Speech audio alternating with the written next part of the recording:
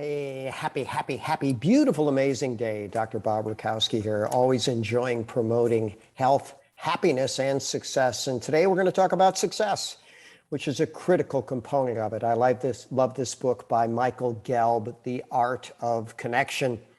And the subtitle, 7 Relationship Building Skills That Every Leader Needs to Know. So I had a lesson one time with Grandmaster Al Garza, and he used to, like to ask interesting questions and teach lessons. And he says, well, Dr. Bob, you probably thought about this a while.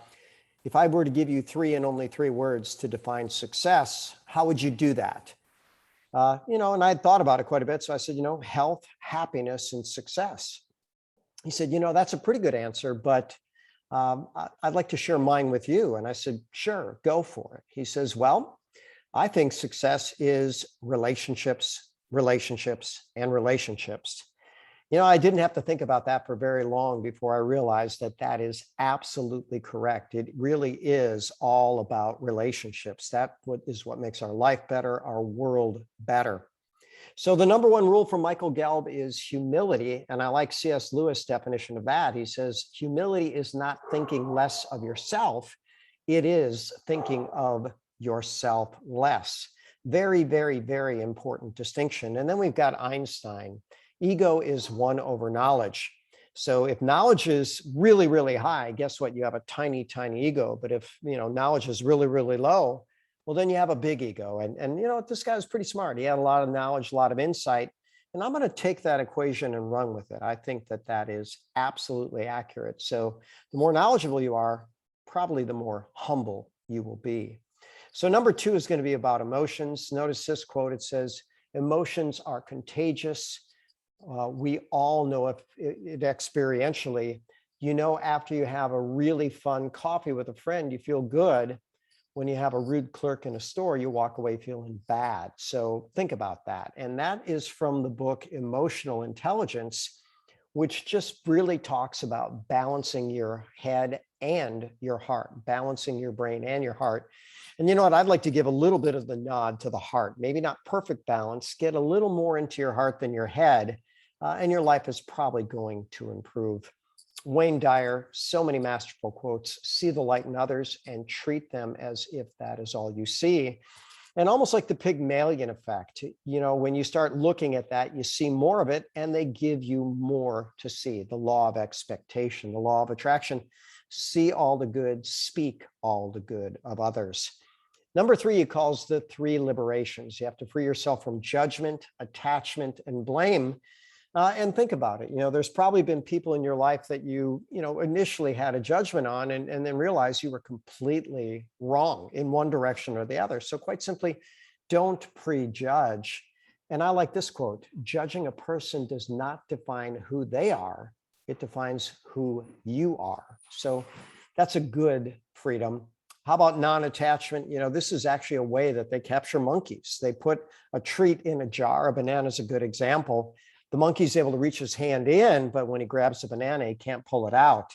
And so non-attachment is kind of letting go of the outcome.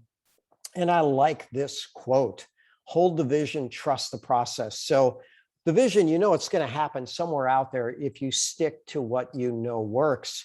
So many people are so quick to try to get to their goal that they force it. And guess what? If you force it, you usually the world is going to bring some resistance to you. So go with the flow, hold the vision, trust the process. And I love Jocko Willink and his book, Extreme Ownership. I've read several books by him, listened to podcasts, a decorated hero. He was the ground commander of the Navy SEALs in Iraq. And he says, extreme ownership is taking responsibility for absolutely everything. Now, is that hard to do? Probably, right? In fact, I can tell you it certainly is. But when you take responsibility, then suddenly you go to someone who can take an action rather than being a victim. Number 4 is to learn with the different personality types. And this is a fascinating study as well. There's some people, this personality type calls them like a dove. They're peace-loving kind, tree huggers. They want to do good for all the world.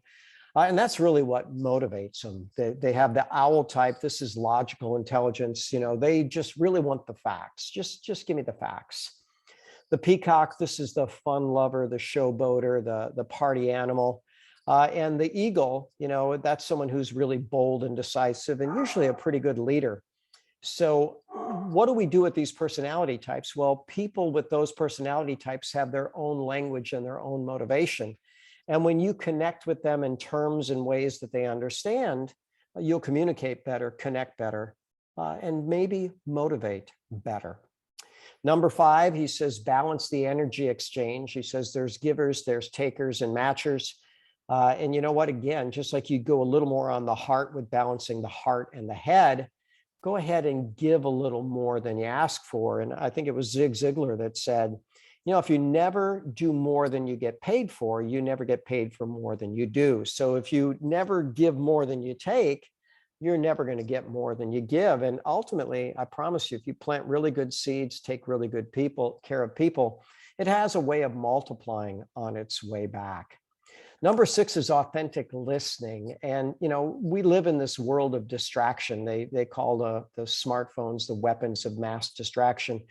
And I can't tell you how many times I've had conversations with people where I wanted to walk away because they were more interested in their phone than our exchange. Maybe there's a rule, just no cell phones around when you're having a conversation. And I love this quote: being listened to is so close to being loved that most people can't tell the difference. So why not share that level of love by listening to people? Listen with your heart and your mind and your whole being. And I like this quote: when you know how to listen, everyone is a guru. And I promise you, everybody can teach you something. And as Jim Rohn would say, some people can teach you what not to do, and that may be just as valuable. And then 7, according to Michael Gelb, turn friction into momentum. He is basically, I believe he's an Aikido master, but Hapkido, this art never uses force against force to stop an opponent. You always absorb his power and you redirect him. That can happen in conversation. It can happen in relationships. It's really quite an art. I can't say I've even come close to mastering that, but it's a very, very, very nice goal. On Tuesdays, I have Ask the Doctors, 6 p.m., so that's coming up soon tonight. And as always, I'm Dr. Bob Rakowski, absolutely knowing that we can all be happy, healthy, and successful.